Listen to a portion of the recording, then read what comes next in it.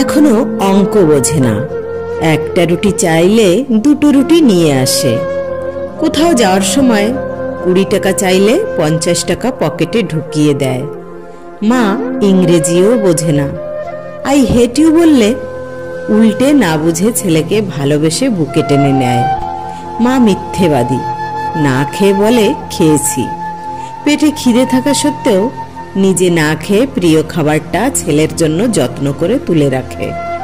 মা না বোকা, সারাদিন কলুর বলদের মতো রান্নাঘর আর আমাদের ভালো মন্দের পিছনে কাটিয়ে দেয়। মা চোরও, বন্ধুদের সাথে পিকনিকে যাব বললে বাবার পকেট থেকে রাতেই টাকা চুরি করে আমাকে দিয়ে দেয়। মা না নির্লজ্জও বটে। মাকে কতবার বলি আমার জিনিসে হাত না দেওয়ার জন্য, তবুও মা নির্লজ্জের মতো আমার এলোমেলো পড়ে থাকা জিনিসগুলো নিজের হাতে গুছিয়ে রাখে। মা না বেহায়া টাইপের। আমি কথা না বললেও জোর করে এসে বেহায়ার মতো গায়ে পড়ে কথা বলে। রাতে ঘুমের ঘোরে আমাকে দরজা উকি মেরে দেখে যায়। মায়ের কোনো কমন সেন্স নেই। আমার প্লেটে খাবার কম দেখলে কেমন জানি করে। খোকা, এত খাবার কম কেন? এই বলে প্লেটটা ভর্তি করে দেয়।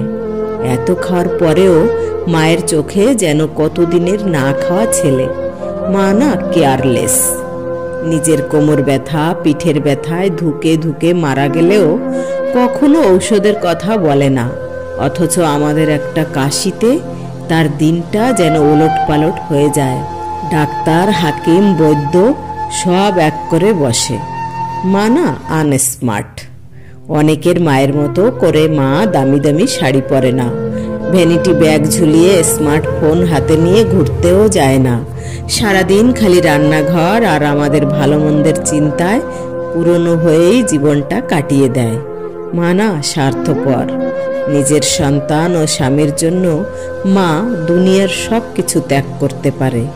পৃথিবীর সবচেয়ে খারাপ বোধ হয় মা। তাই বুঝি আমরা সন্তানেরা তাদের এত কষ্ট দেই, তবুও তাদের পরিবর্তন হয় না। প্রতিদিন এসব আচরণগুলো বারবার তারা করে। একটু বড় হয়ে গেলেই আমরা তাদের বৃদ্ধাশ্রমে বা জীবন থেকে দূরে রাখি। তবুও তারা বোকার মতো ভগবানের কাছে আমাদের জন্য প্রার্থনা করে। সারা জীবনটা আমাদের খালি ভালোবাসা দিয়েই যায়। বিনিময়ে দিনে একবার হলেও সন্তানের মুখে আদর করে মা ডাক শুনতে চান। তারা কত নির্বোধ, তাই না?